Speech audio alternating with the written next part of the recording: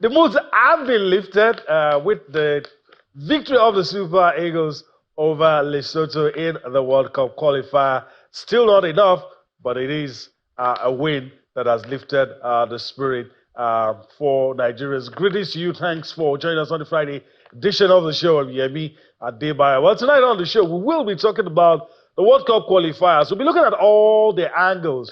Are the Super Eagles back in the fray? Is the campaign still on track? Have they been able to keep up alive with this win? All of those questions we will try to answer. Some teams have already booked their spot at the 2026 FIFA World Cup. It is a World Cup that we have guaranteed 9 African countries. It could be 10, depending on what happens later on. And of course, fans across Nigeria are hoping that one way or the other, the Super Eagles will get to be one of those 9 teams. Can it happen? We've seen stranger things happen in the game of football. Let me quickly introduce our guest. He's with us in the Lagos studio. Okwemi Akiode joins us now. Okwemi, greetings to you.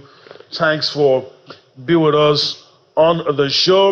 It was a dramatic game we saw with the Super Eagles and Lesotho. I mean, I would never want to miss tonight for anything. It's a big night. I've not felt good all week, but of course, we have to be here to have the conversation. And I'm happy. I don't care how we won. I don't care whether it's by 1-0 or 7-0. The most important thing is that we have 14 points. 1 adrift of South Africa, and 3 adrift of the Cheetahs of Benin Republic. So, and we host the Cheetahs of Benin Republic on Tuesday in Nigeria. So, I mean, it's a good night. Yeah, there were issues, could have been better, but like I said, the most important thing at this stage of the qualifier, Yemi, is not to play well. Is not to play possessive football. It is to get 3 points, and I'm glad we did that today, away from home. I'm glad we did. Away from home, that's what we've been unable to do for a while. Let's show you the results to set the tone for the conversation tonight. Let's show you the result across the continent of Africa. Matches were played. Our hearts and minds were in Polokwane, where the Super Eagles of Nigeria played against Lesotho. Special focus on Group C, the 3 results. The matches played simultaneously, by the way, and you have Lesotho. They gave a good fight, it must be said. Contained the Super Eagles for large periods of the game, but at some point, ultimately, they caved in, and the Super Eagles won 2-1 in that game. You have Benin Republic. I mean, this is a result that surprised a lot of people. I'll ask Okwemi for his thoughts. Benin Republic kept hope alive, and they're in a very good position to qualify for the World Cup if they can defeat the Super Eagles of Nigeria in the last game. That's the only thing they need to do. They don't need results elsewhere. They just need to defeat the Super Eagles of Nigeria. And remember, they have a manager who has coached Nigeria before. Then, of course, Zimbabwe did the unthinkable, made a lot of Nigerian fans happy by holding South Africa's Bafana to a goalless draw. It was an Intel-packed game, 2 red cards in that game, but at the end of the day, it was a result loved by Nigerian fans because it produced no goal and it ended in a draw. Okay, let's look at the table. Let's look at the table.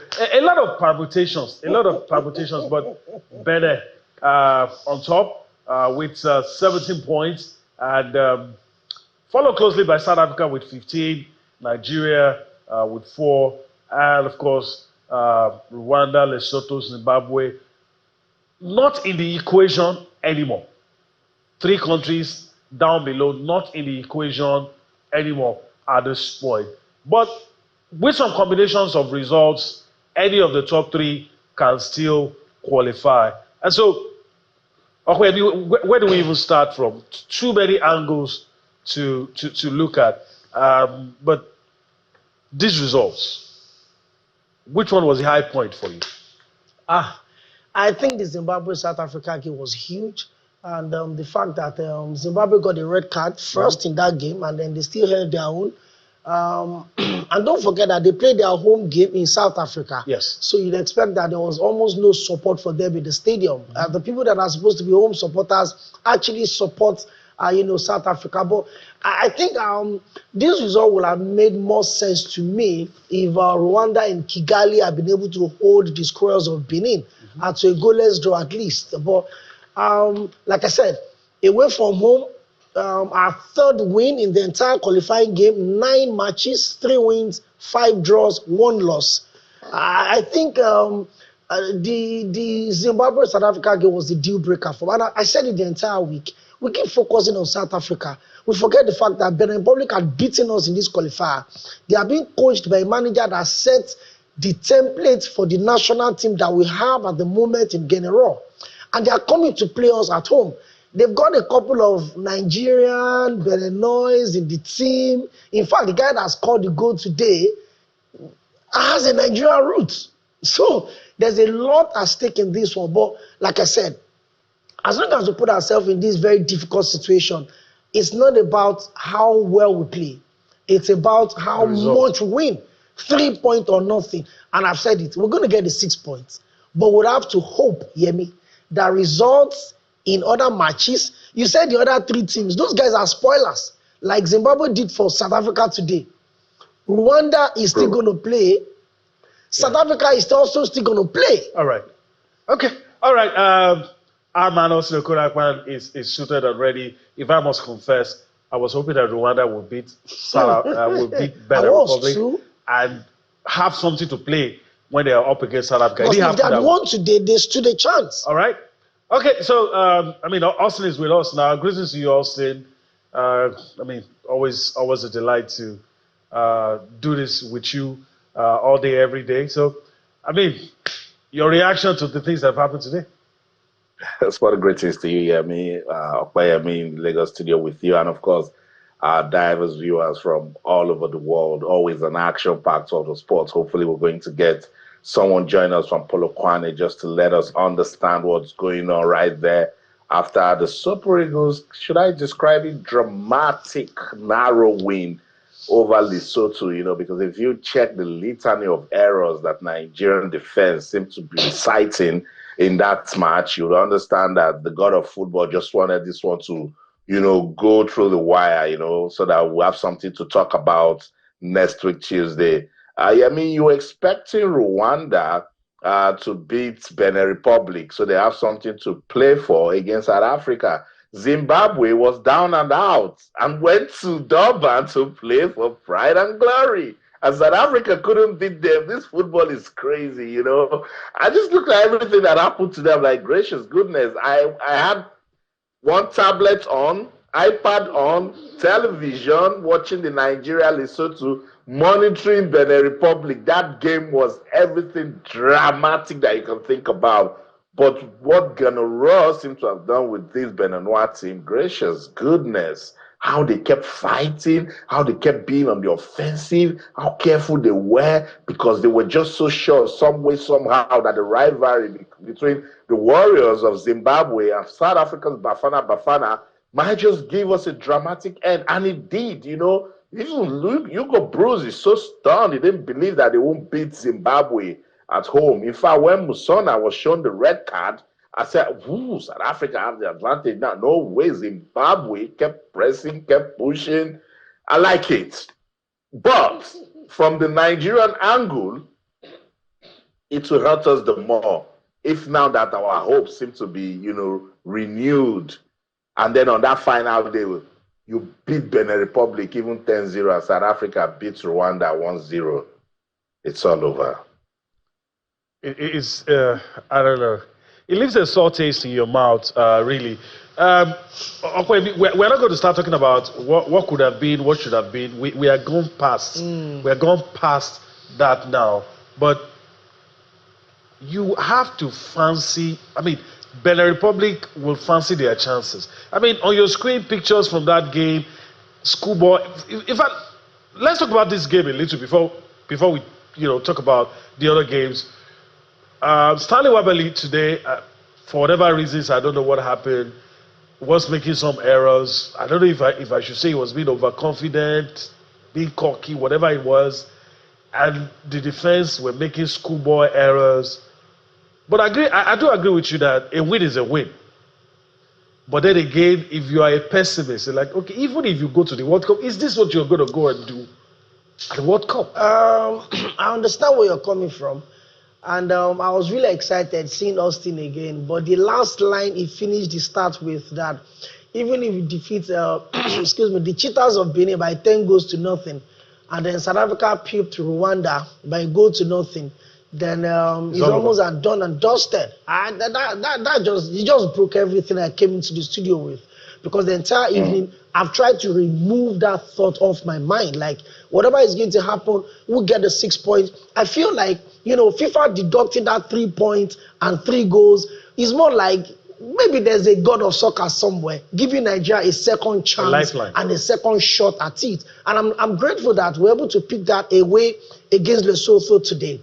You talked about all of the things in the team. Maybe when we're done with this qualifier, it will hurt me so bad that if we deny Africa another quality representative, that's a fact.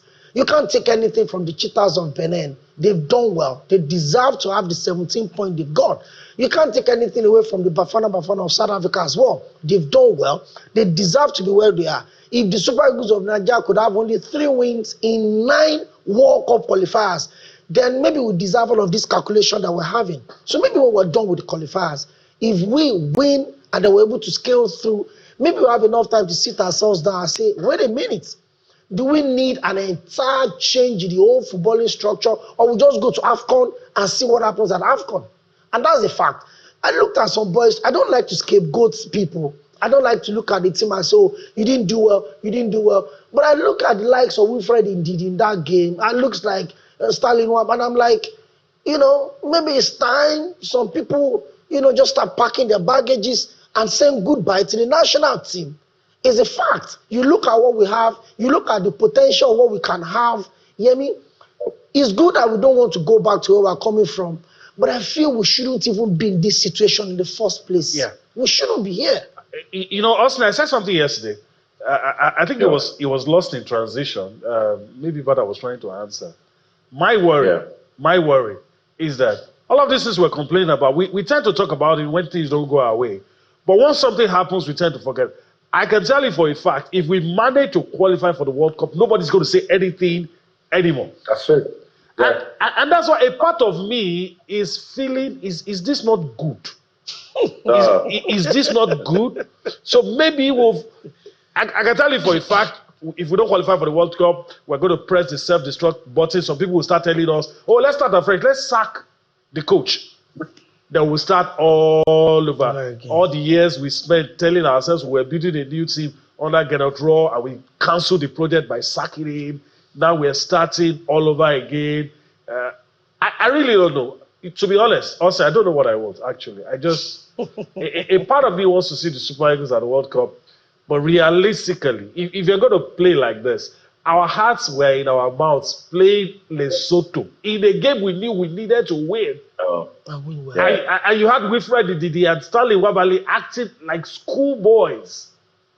I know. I know it's I really do not know, because Stanley Wabali actually showed the signs in the last game.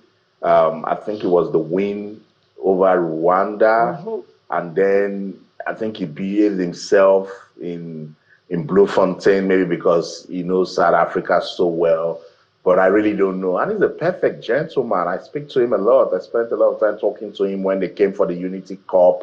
I like him so much because he's a product of the Nigeria Premier Football League.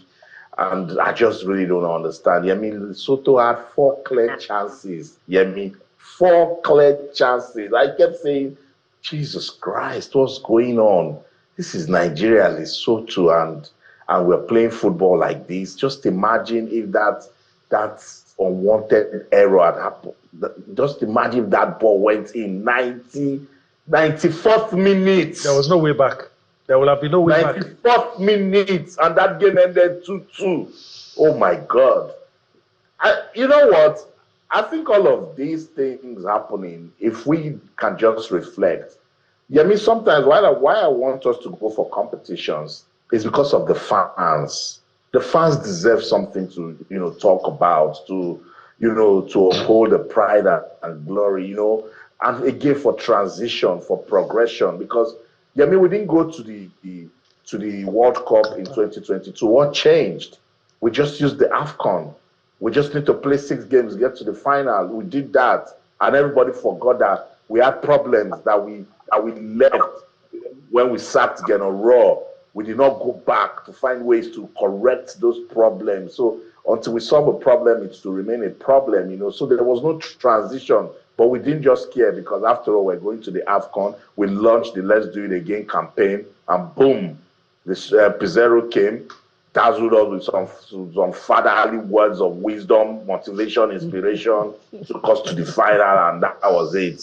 I understand where Yemi is coming from. I understand his frustrations, his cynicism. Yeah. But you see, we need to do something, particularly with transition. Where do you think we can start from? Just abandon and just go and build from the under-17s? You think that's what we should be doing?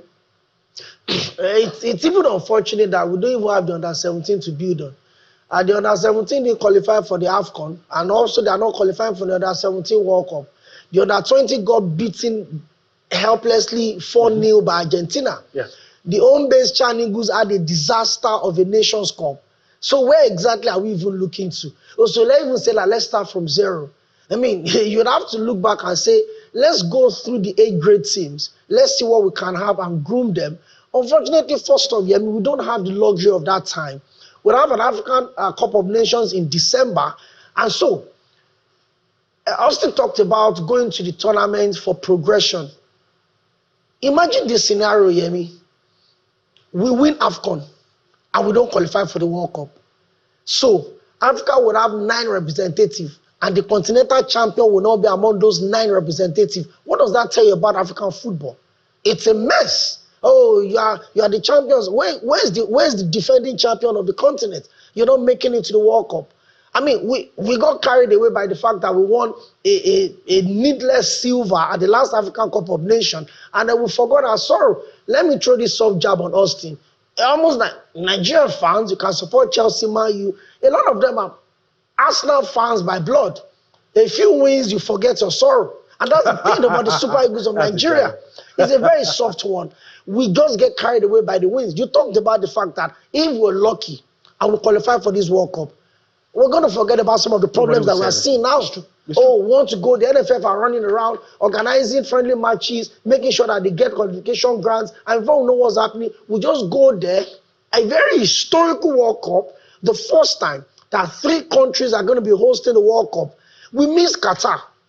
The very first time that the biggest footballing fiesta will be held in the Middle East. We missed that. Now we have a tripartite World Cup that would give Africa the first time 9 representatives, and we're here looking for 4-figure table and the X, the Y that is not missing, Yemi. How did we get here? I thought we were done. I thought we were done licking our wounds. All right, we need to go on a break right about now. We still have so much for you. Stay with us. We'll go on that break. We'll return. We're still talking about the 2026 FIFA World Cup qualifiers. Join us again. All right, welcome back. We're looking at things from different angles. 2026 FIFA World Cup qualifiers, the Nigerian angle, most importantly. Let me pass the baton to Austin, who's going to bring in our guest who will be joining us from Polo Quale to look at all of these issues from different angles. No, when you were talking, I was just listening, and Akpayemi was also saying the same things, and I'm saying to myself, it's time for us to reflect. So I just hope that this will be the proper reason for us to reflect. Remember, when we lost out of the opportunity to feature at the Qatar 2022, we didn't even lose. We crashed out based on away goals rule, remember, to Ghana. Mm-hmm. And now, again, it's looking like we're going to get so close again, yet so far. It's just the law of what you sow, you reap, just trying to tell us, if you guys aren't ready, I'll keep teaching you. Let's go to Polokwane. We just don't have a big-time guest. He is a Guinness World Record holder, George Essien. We call him What a Rush. That's his name on radio. Hey, what a rush, guys. What a rush. Good to have you join us on Sports Tonight. Yeah, thanks a lot. Thanks a lot. It's mixed feelings down here, but we just have to smile. I know. And when I saw your dressing, I was like, it seems you're representing the federal government. You meant business down there, George. I had lots of people taking, wanted to take photos with me, so. No, do it. I'm glad you showed them the Niger culture. Lesotho won, Nigeria too. George, it was a win, yet we aren't even celebrating. Does that describe the state of Nigeria's football? Yeah, I suppose it does. And if you watch, I don't know if you saw the video I posted about Essien. He actually very visibly angry, and they even had to hold him off. That's the part that the cameras didn't catch. All angry at one person. But I mean, this is, and clearly Nwabali, towards the end of the game, remember, we almost considered a goal. Everyone's hearts were in our mouths at that time. And Essien, obviously, as he was taking off, he was now the assistant coach, and he wanted to make a charge at Nwabali. But this just sums up, I mean, all that has happened. We can't just blame one man, even though we know that the guy's excesses are becoming too numerous. I don't know who's going to curb it if he has to now sit on the bench. But maybe it's too late for all those, to think about that now. But everyone here is, it's mixed feelings. And I heard you guys discussing already about this. How did we get here? 3 years of qualification, and we're still the same. 3 coaches, 3 years, same players. So it must be beyond the coaching. And then is it that all of these coaches were not so good for these players that they haven't even taken it upon themselves to, play for yourselves? How many of you have gone to the World Cup? Just a handful of them. So I saw that hunger, but I still think that our players maybe don't know the difference with playing African football and playing abroad. They go abroad and they shine, week in, week out, or every other week, Iwobi wins player of the week or player of the match. Same for Essien as well. We can't fault him. He had some chances that actually, hit the uprights. But it's sad that we're at this position, really. It's very, very sad. Speaking with the Lesotho coach said, when they started this campaign, all everyone was saying was, how can we try and meet up with Nigeria? Unfortunately, Nigeria is the one playing catch up now. It's terrible, very terrible. And I think, and I was telling my colleagues earlier on that the pace of Nigeria actually slowed down this group. Imagine a group where none of them might even qualify as best losers in the top 4, where other teams, the second place, are clocking 20 points, 19 points. Nigeria failing to capitalize on some of our, games, especially at home. When the other thing, I think that is a situation where the other teams looked and said, Nigeria is still down there now. We don't need to push. So this was a team that was supposed to dictate what happens in that group. But unfortunately, we are playing catch up, and it's sad. It's beyond coaching. It's also administrative. It's the players as well who maybe you'd say that you need to have a coach to ignite something in players. But unfortunately, it's just a mixture of everything, and it's so sad we're at this situation. And so yes, this is the state of world football at the moment. Unfortunately, George, it's so heartbreaking, that we're seeing these things over and over again, and the people who administer football in Nigeria seem to be clueless about what to do to take us out of this situation. Let's talk about South Africans. I'm sure it's also mixed feelings for them. They must be sad with their result against Zimbabwe, but are they happy for Nigeria? I'm not sure they'll be happy for Nigeria. How would they be? So I looked at the stadium. I was at, 6 p.m. Polokwane time when the match kicked off. I'm not sure that we're up to about 1,500 in that stadium. Wow. In a 45,000 capacity stadium. So clearly the South Africans obviously didn't think they need to buy a ticket to come and watch our game. Everyone was fixated on what's going on in Durban. By the way, that seemed like a home game for South Africa because they were the ones mobilizing. I mean, they took it upon themselves to mop up the tickets and give it to their fans. And I mean, leaving Zimbabwe with just a fraction of those tickets. But I think that you and I and all Nigerians were grateful when we saw at halftime it was goalless, and then Nigeria led, only for Benin Republic to come and just pull out that one. And that tells you something. And I'm sure we'll go there too. That tells you something about the coach. Again, a draw. I'm not so comfortable that we're facing Benin last because those guys are coming to pack the bus. But for South Africa, they still think they can qualify. They need 3 points, and hopefully, Benin pack the bus with Nigeria, and then we play a stalemate. So everyone is wishing on something right now. If we think we're just going to go there and beat Benin Republic like that, I think we should think again. South Africans are like mixed feelings. The ones that were here, obviously, some of them that have Nigerian, spouses, were supporting Nigeria, but I know deep down within them, they wanted Nigeria to lose today, and so that Nigeria will be out of the equation, and it will just be about Benin Republic and South Africa. But the way it is, it's down to the wire. What a group this is! It's a crazy group. I know, very crazy. All right, George, let me just butt in. I mean, everything here leaves a sore taste in the mouth. But I want to look ahead. It's already looking like we're not going to qualify. So I just want to ask you, what do you think should be done? We've talked about the problems. We talked about the problems. We keep talking about the problems. The problems the same for the last 10 years. So if we don't qualify, and it's already looking like we might not qualify, what do you think should be done to probably change the direction we're going? To answer that question, I need to even look at what we did when we failed to qualify for the 2022 World Cup. I'm not sure we did much.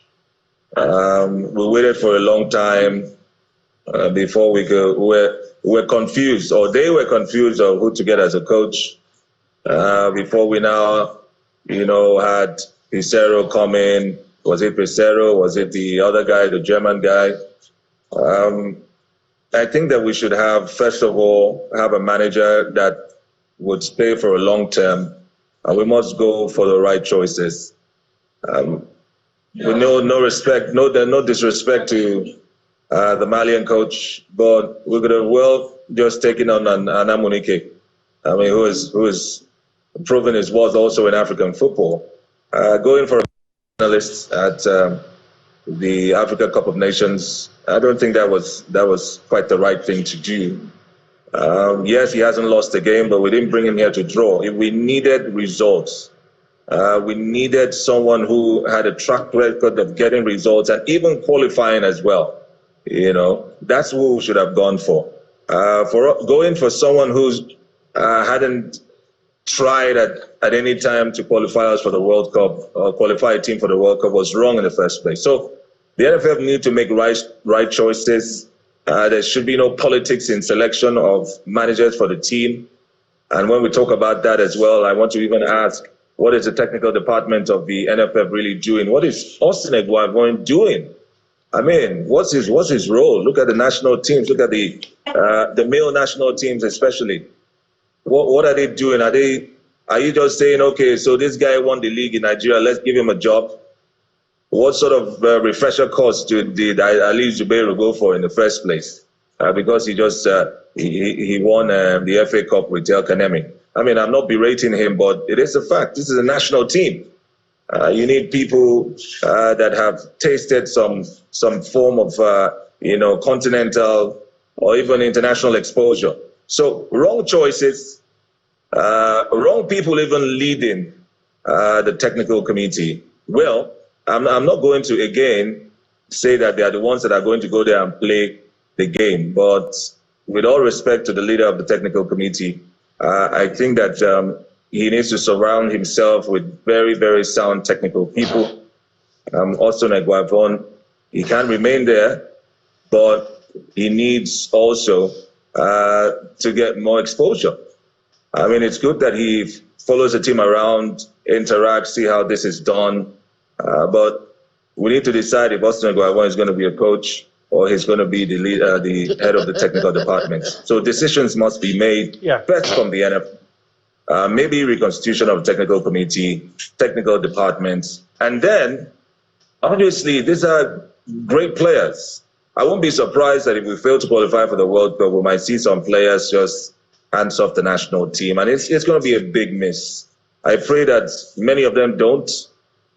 Some might willingly do. We have to evaluate if, we don't need their services again. But they should know that the restructuring has to go on from the administration to the technical and also, indeed, the player setup as well. Shout out to Ibrahim Musoguso. He appears and he acts like someone who wants to get the job done. You give him kudos. The women's national team are doing excellently well, so we have to give him credit for that one. But all right. And he's also someone who likes getting inputs from people. I mean, sometimes he could even hear from journalists, hear from this. He's likes giving people their opportunities as well. He gave Finidi George his opportunity, but he needs to be very firm because it's no more. We're not joking around anymore. All right. The AFCON must be won. It must be won, but it's going to be tough with the way that we're playing right now. I hope that the mentality will change. I hope that the NFF will sit down and do some soul searching themselves. I hope that the technical department will be reorganized and then we can come out from this. Unfortunately, we didn't learn from missing out of Qatar 2022. Even though you'd say we got to the final of the AFCON, that's great. But hey, what happened to those coaches? After they got us to the final, they left. We need to think about, who stays and who goes and who definitely will be in charge of our national teams. All right. George has said a lot. I mean, it's taken up all the angles. But before I take a look at the results, I asked him what we should do. I'm going to ask you, do you think we can do what we should do? I think that's a very big question. There's one thing for you to want to make progress.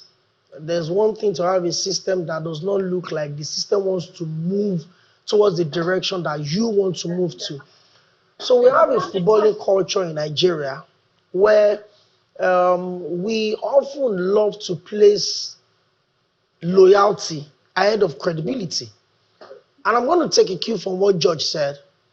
When we took almost 9 months after coming second at the AFCON to bring in a manager that was sacked in Mali, and I've never liked him, and I don't have any personal interest, I just feel that we stooped really low to go that deep, to literally go and beg a manager. So we waited for 9 months or thereabouts, and that was the best that we could give for the biggest national team on the continent of Africa. I'm not saying we're the best, but in terms of brand visibility, in terms of popularity, in terms of acceptance, the Super Eagles of Nigeria are still the biggest up there. You hear me? We can't take that away from them. So, look at the 4 teams that have qualified for the World Cup. The entire team are from the same region of the continent.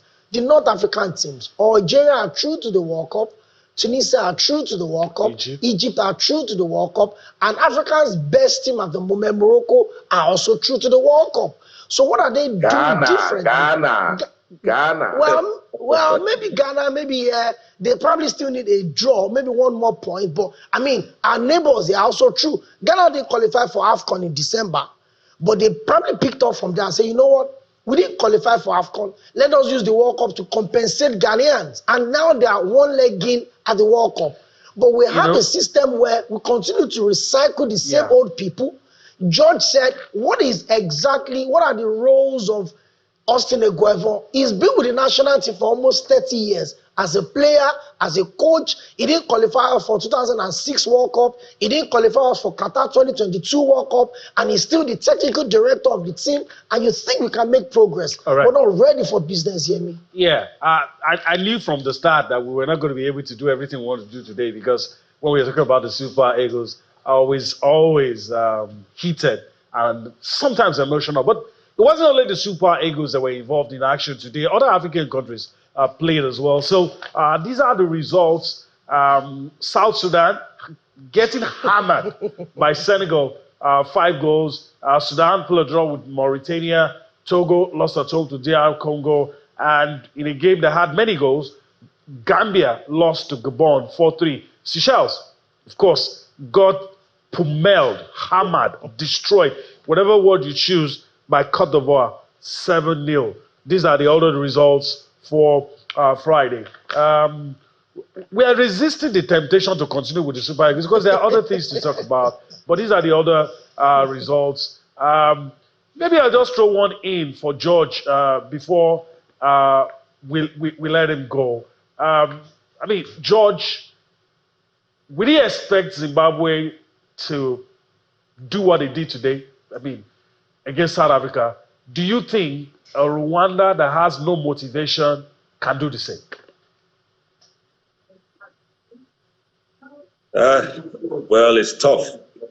I mean, before the game against Benin, they had all to play for as well. I mean, they were in the same number of points. Now, like you have rightly noted, it's obvious that they are no more in contention.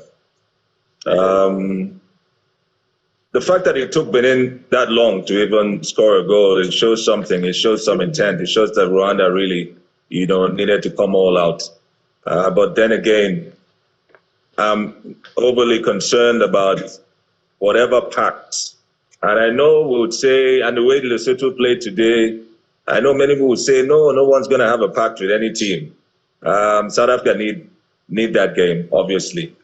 And Rwanda just have to give it to them. But I'm going to see a Rwanda that's going to fight. I see a Rwanda that would fight. But would they be able to, wouldn't they crack against a South African side that is very, very desperate? That's a tough call right now. So no one's going to do you any favor, as we have seen right now. No one is doing anybody any favor. I mean, Lesotho, yes, if they had won today's game or pulled a draw, they would have done some other teams favors, but it shows that they were coming all out to play, for themselves. I see Rwanda doing that, but it might be tough. It might be tough. I'm still speaking realistically now. As a Patriot, I would want, Rwanda to boss it all up and do the job for us. But it's a very tricky one because every team, especially the ones that are in contention, want to get the maximum points. And gentlemen, let me quickly throw in something that I needed to add concerning our teams. Our local league, please. Our local league. Austin, you're a big fan of the MPFL. Yeah. Look at the team that almost messed us up in Bloemfontein. Look at the team that played us today as well. Yeah. Look at the Rwandans. These are local players. These are players from the local league. If our local league, we got to East Africa and got thrashed by South Sudan. South Sudan has a very good league. So if we cannot get our local league right, yes, Honorable Benga Elebe is doing quite a great job, but we need to get things right at that, at that level, so that we can have some players that will join up with this, foreign-based professionals, and then we'll bolster our team. Thank you very much, guys. I totally agree with you, George Essien. Thanks so much. So all you're saying is we need to get back home and fix our house, put it in order. That's all. Thank you so much. Guinness World Record holder, George Essien. When they go to, you mobilize our people. No, in public. That's it. Thanks so much, George Essien. So that's it. Let's get on with the show now. Yemi, look, you said it all. That's it right in front of you. The league, that's the system, that's the structure. We must make it work. Yeah, we must make it work. And again, we should trust that the administrators know what to do. What we currently have is not working, and we have to do something about it. All right, let's talk about the league that we are expecting to be the bedrock of the great things we hope to achieve in future. If we get it right here, we'll get it right with our national team. Match day 8 fixtures for Sunday. Katsina United up against Ramos Stars. Abia Warriors will take on El Kanemi Warriors. Rivers United and Bayelsa United will slug it out on Sunday. Warri Wolves will take on Niger Tornadoes, square up. Plateau United will be up against Barao FC. These are matches on Sunday, match day 8. Some other fixtures, Wiki Tourist will take on Kwara United.